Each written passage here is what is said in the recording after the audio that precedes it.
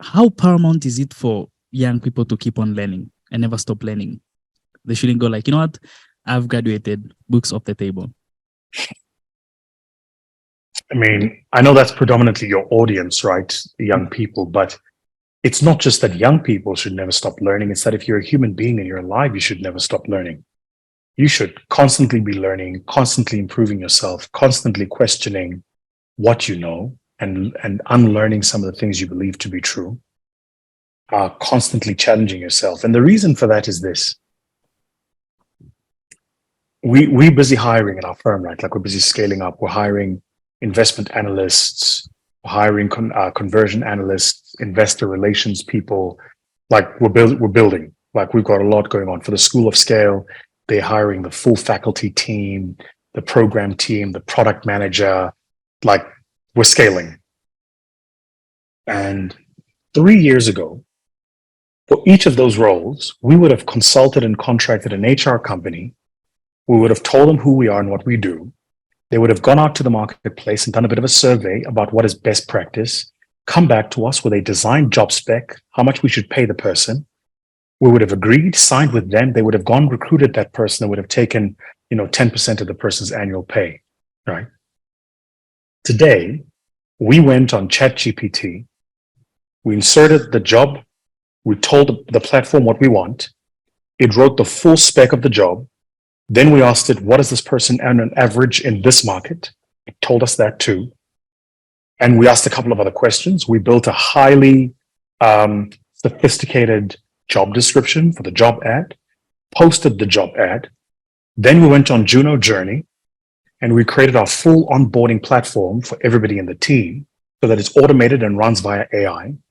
But even the process of recruitment, we plugged in to the Juno journey. So everything from when the person applies all the way to when they join and sign their contracts and get induction, all online, all run by AI, no human interaction. So the recruitment agency is gone. The HR person that would have needed to do induction and training is gone. And now we're busy with the process of doing continuous learning and development. We're putting all of that online. So that's gone. And that's just the stuff on the HR side. So the reason you want to constantly be learning and growing is precisely because it's moving and changing so fast that if you're not upskilling yourself in the context of what technology is doing today, you're going to be in trouble. When we do copy for ads, whether it's for School of Scale or My Growth Fund or my own personal brand, Vusitembegoya, we don't go to a copywriter. We use Jasper, Jasper.ai. You go to Jasper, it's got about 38 different templates and modules. You say, Jasper, I want to create an ad using the AIDA formula for this product. You plug the product in and Jasper writes the full copy for you. Then you can take the copy and go on Canva. So, hi, Canva, here's the copy. Please design me the poster. And Canva will give you the poster. Now, before you know it, you've got the ad and you've got the copy and you can flight it on social media. No human being involved, but for the person driving that process. This is where the world is today. I think we're going back to the era of being generalists again, not like hyper-specialized people, where you're going to need to know a little bit about finance, a bit about HR, a bit about marketing, because the technical work, the deep work, the artificial intelligence and the machines will do it much better than you and I, right? I mean, a few years ago, there was in the venture capital space, a few years ago, there was a due diligence platform released called Due Diligence. I mean, it's incredible how advanced due diligence is now. If you're raising capital using a roll-up vehicle in the US, it's incredible how advanced AngelList is, right? And all of these are becoming more and more sophisticated and more complex. And the point I'm making is, you really want to be dangerous enough that you know enough about everything. You can work in one function, but you need to know enough about everything. And so that's why continuous growth, development, and learning is even more important. And it's so fascinating. And because ChatGPT was just started last year, right? Late last year. And the impact that it's making right now, it's insane, right? And people used to say, you know what, well, AI wouldn't take the creative tasks, but then now we are seeing things such as copywriting, they're already taken. Ultimately, what do you think people will be doing, right? AI and technology is freeing us from doing all the, stuff that we keep on doing every single day. But then ultimately, what do you think people will be doing? I don't know. I think that's a good question. Let me answer your question this way, and then I must run. I've got a board meeting which starts just now. But let me answer your question this way. At the turn of the century before last, 90% of human labor was agrarian. Human beings worked in farms. But the productivity and output of the agricultural sector wasn't as high as it is today.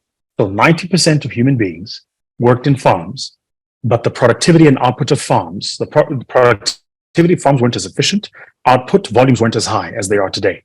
Today, less than 10%, I understand, that works in the agricultural sector, but the output is an order of magnitude more.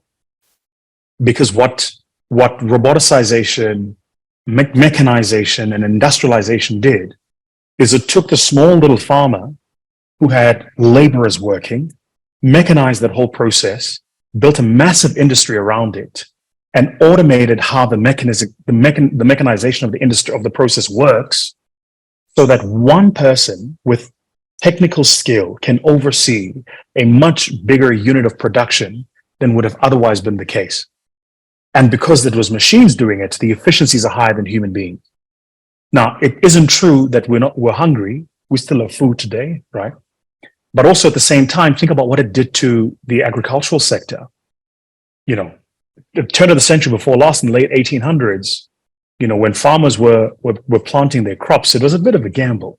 Today, with the genetic mutation and the genetic mutation and artificial genetic coding that they're doing on seeds, they know exactly what strain of what type of soy they need to plant to get the output that they want in, you know, a particular part of the world different to another part of the world. So what all of this technology has done is it's made us more efficient in the world. I expect that it'll do the same. So I'm not dystopian about the future. I'm not at all. I think the future is going to be great. Think about the young woman who was 20 years old and living in Europe in the 1910s or the 1920s, kind of post World War I, before World War II, working in a small factory as a seamstress. If you went to that young woman and told her that somebody her age, 100 years from then, would be living in Dubai, have 100,000 followers on Instagram, and would be making a living from posting pictures wearing clothes, you would have thought that's crazy. But that's what technology has done. So I think when people get nervous about technology, they shouldn't. You shouldn't be dystopian about it. In the short term, it can be quite disruptive, but in the long term, it's always a net positive. Always a net positive. The things we human beings will do are the boring things, because the boring things are the creative things. So you should have time when you're bored. That's how you get creative, right? Think about it. When you want to be creative, you don't sit there and think, okay, let's be creative now. If you don't believe me, call your team and say, we're having a creative session tomorrow starting at 2:00 and see how much creativity is going to flow. No creativity flows. You want to be creative? Wake up in the morning and take a cold shower. You'd be very surprised how many bright ideas come to you when you're standing underwater, right? Like, I have this app on my phone called Endel, Endel. Like, I plug that thing on, I plug in a certain module, 17 minutes, and I come out of there with the most amazing ideas, because it forces my mind to think and buzz at a certain, frequency, and that's my frequency of creativity. So the point I'm making is I'm excited about what technology is going to do because of what technology has historically done for us, right? And that's why I think we shouldn't be nervous. If you told, a horse carriage operator in New York in 1904 that, there would be this thing called Uber, they would have thought, what are you talking about? But here we are today and it's happening. I think we should be excited, not nervous. In the short term, very disruptive, but in the long term, it's a net positive.